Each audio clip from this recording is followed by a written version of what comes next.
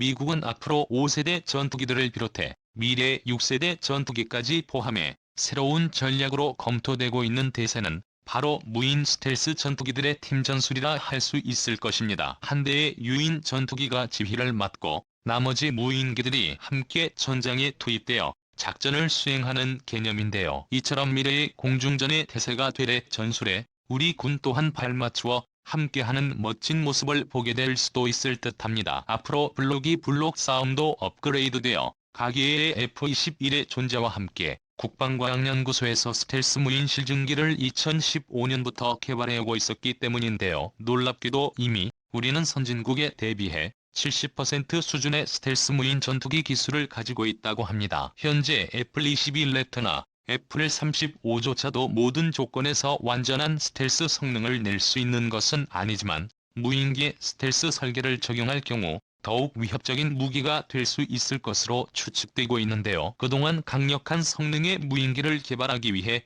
많은 노력을 기울여왔던 우리나라의 기술은 현재 일본의 것을 뛰어넘고 대륙국가와 함께 아시아 2위를 다투는 수준이라고 합니다. 오늘은 대한민국의 무인기 기술이 어디까지 왔는지 살펴보고 미래 KTF-11과 인공지능을 탑재한 무인기와의 협공으로 무엇을 할 수 있는지 생각해보겠습니다. 샘라면 인터넷 신문 구독과 알림 설정 진심으로 감사드립니다. KF-11 보라매와 스텔스 무인 공격기 가오리 X의 환상적인 콜라보. 최근 우리나라는 스텔스 무인 전투기 가오리 X를 개발해냈고 이미 작전을 실행하는 데 있어 필요한 여러가지 성능을 검증받은 상태라고 합니다. 우리가 개발한 한국형 전투기 K-21에 실전 배치되고 가오리 X와의 유머인 복합 운영체계인 MENT 체계까지 확립된다면 우리 공군은 더욱 뛰어난 작전 능력을 가지게 될 것으로 보이는데요. 향후 미 공군의 XQ-58의 발길이 스텔스 무인 공격기는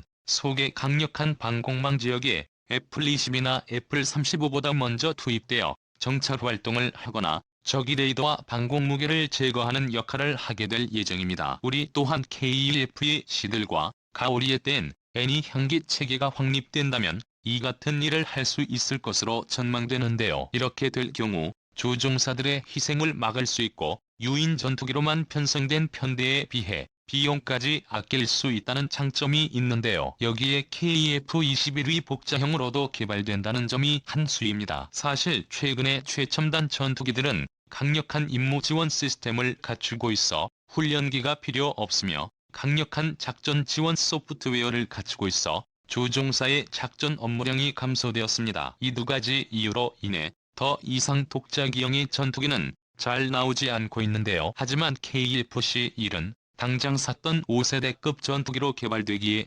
F-35만큼의 엄청난 임무 고지와 시스템을 가지지 못하기에 조종사의 임무 부담이 꽤 높습니다. 또한 한국 공군은 그동안 KF-16과 F-15개를 운영해오면서 전자전이나 정찰 임무 공대지 작전 임무 수행의 단자기기보다 복자기가 훨씬 유리하다는 점을 깨달았다고 합니다. 여기에다가 미국과 유럽의 많은 항공 전문가들이 말하기를 6세대 전투기를 개발함에 있어서는 꼭 자력으로 개발할 필요가 있다는 주장까지 나오고 있는데요. 그 이유는 미래전의 핵심이 될 무인 전투기와의 공동작전에 있어 복자형이 더 유리하기 때문이라 합니다. 이 같은 이유들 때문인지 캐슈빌은 독자형으로도 개발이 진행되고 있습니다. 우리나라 공군에서도 KF-C들의 후방 좌석을 통해 스텔스 무인 전투기들을 동해등이 지휘하는 전략을 가지고 있으며 앞으로 KF-21과 스텔스 무인 전투기들은 상호 보완 관계를 이루어 더욱 강력한 전력을 갖출 수 있게 해줄 예정이라고 합니다. 게다가 KF-21 보라매 전투기는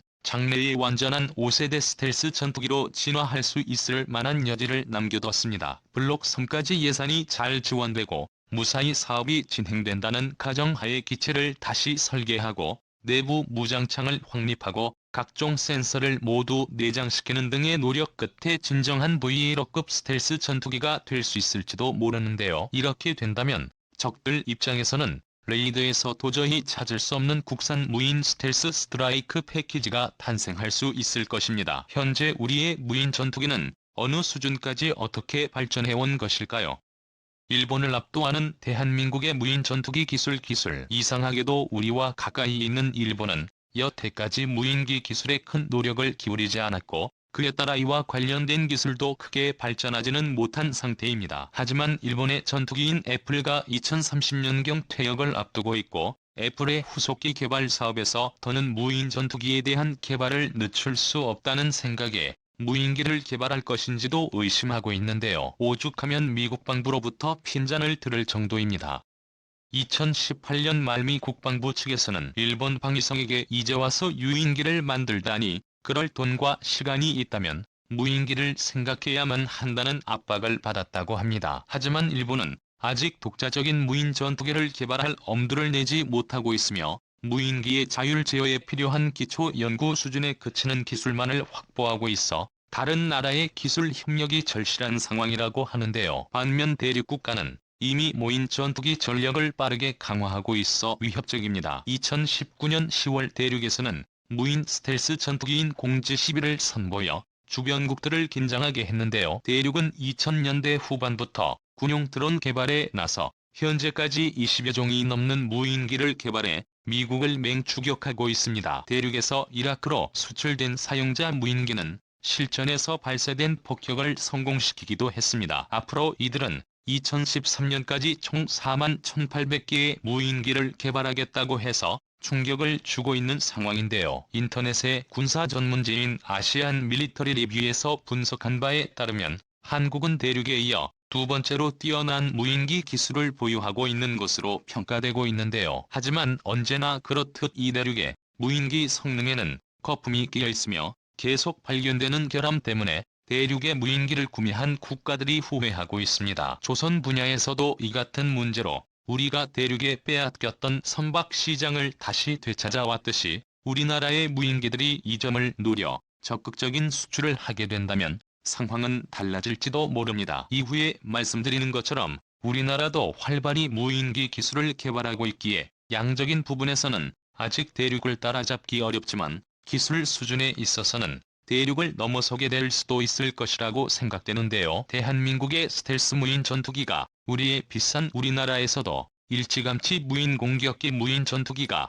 미래전의 핵심이 될 것을 내다보고 그에 관한 연구를 시작하고 있었습니다. 2000년쯤 국방스 소속 군사개혁위원회의 군사혁신기획단에서는 여러가지 미래형 무기체계를 검토했고 그중 가장 관심을 끌었던 것이 UCV로 불리는 무인 전투기 체계였는데요. UCV라는 용어는 무인 전투기라는 말로 보통 스텔스 설계가 적용된 X-47XP 쉰발의 발길이 같은 무인기를 말하지만 넓은 의미로 봤을 때는 이외의 MQ 같은 일반적인 무인 공격기 스스로 직접 부딪혀 폭발하는 식의 공격을 감행하는 아이어 위협의 같은 것도 포함합니다. UCV는 1000파운드급 이상의 화력을 가진 폭탄을 2개 정도 내부 무장창에 탑재하고 위험한 적진에서 공격을 감행하는 스텔스 공격기를 개발하려던 미공군의 JUCAS 사업에서 기인했는데요. 한국형 무인 전투기 개발 계획은 대한민국 공군이 적의 방공망을 제압하는 임무인 LCD 근접 항공 지원 임무를 의미하는 시행에서도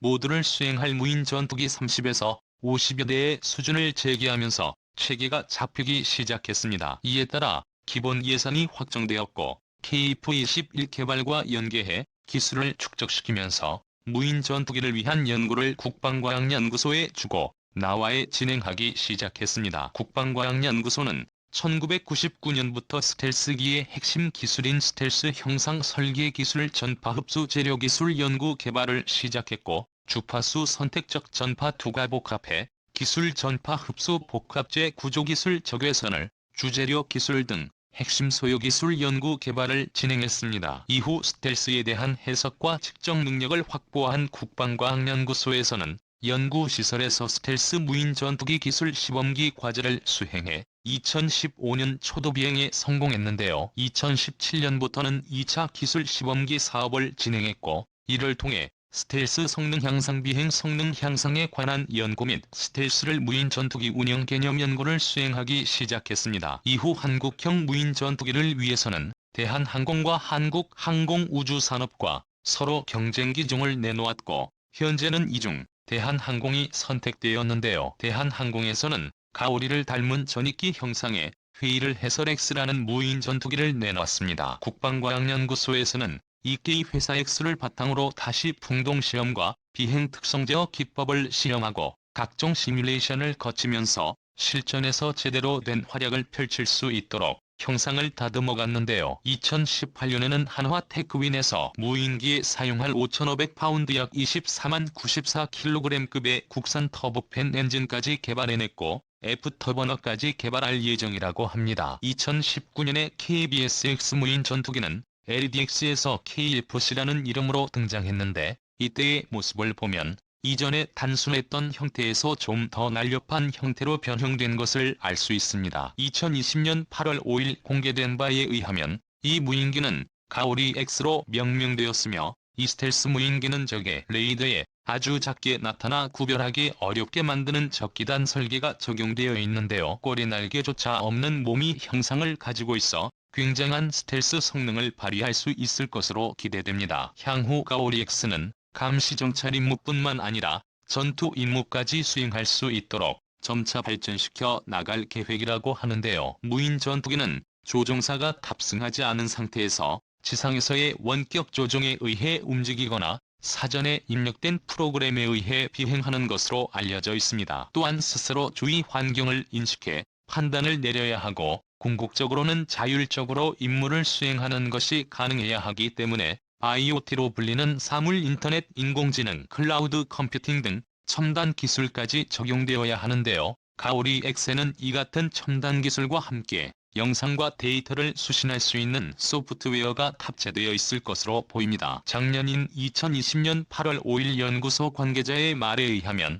현재 보인 스텔스기 개발 단계를 총 3단계로 나누어 봤을 때 현재는 2단계까지 끝냈다고 볼 수 있는 상황이라고 하는데요. 내일의 전장에서 필수가 된 스텔스 기술과 의미의 비행 제어 기술의 국내 독자 개발이 목표라고 합니다. 가오리는 가로 14.8m에 세로 10.4의 크기를 가진 무인기로 중량이 10분 정도일 것이라 하는데요. 전체적인 형상을 볼 때 가오리 X는 미 공군의 무인정찰기 나이트 170 센티넬을 닮아 있다는 것을 알 수 있습니다. 3시간 정도 공중에 떠서 작전을 수행할 수 있으며 최고 속력 마하 공허의 속도로 고도 10km 이하에서 비행한다고 합니다. 이 정도면 미군에서 먼저 개발되었던 스텔스 무인 전투기 X-47에 비해 여러모로 조금 부족한 성능이긴 합니다만 이 정도만 해도 절대 부족하다고 말할 수 없는 괜찮은 성능이라 볼 수 있는데요. 현재 가오리 X는 일반 활주로에서 이착륙 및 비행 실험에 성공한 상태라고 하는데요. 이 같은 국산 무인 전투기들은 확실하지는 않지만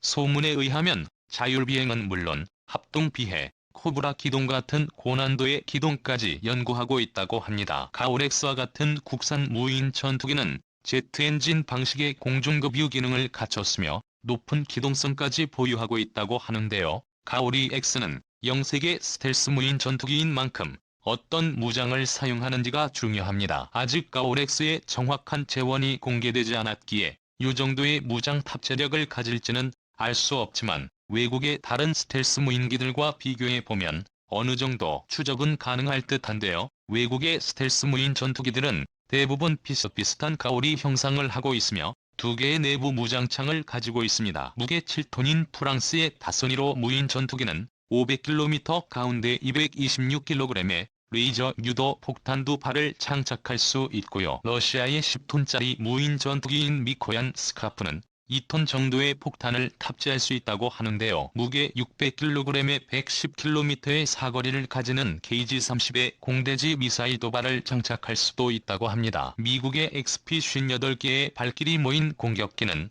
2개의 내부 무장창에 4개씩 하드포인트를 장착하는데요. 각 하드포인트는 최대 550파운드 약 249km까지 견딜 수 있게 모두 합해 약 998kg의 폭탄량을 가질 것으로 보입니다. 이런 점들을 참고해봤을 때 우리의 가오리 X 또한 최소 500kg 최대 1.5톤 정도의 폭탄력을 가질 것으로 기대됩니다. 이제 와서 발등에 불이 떨어진 일본이 급하게 무인 공격기를 수입하는 것으로 보며 일찌감치 무인 공격기의 가능성을 알아보고 많은 연구를 진행해온 우리나라의 기술 개발진들이 새삼 대단하다고 생각되는데요. 우리의 무인기 운영체계는 아직 미국을 따라잡기에는 부족한 몇 가지 단점들이 있지만 아낌없는 지원이 이루어진다면 이 또한 극복할 수 있지 않을까 생각됩니다. 여러분은 어떻게 생각하시나요? 끝까지 시청해주셔서 감사합니다. 채널 겸 인터넷 신문 구독과 좋아요, 알람 설정은 좋은 영상을 만드는 데 많은 힘이 됩니다.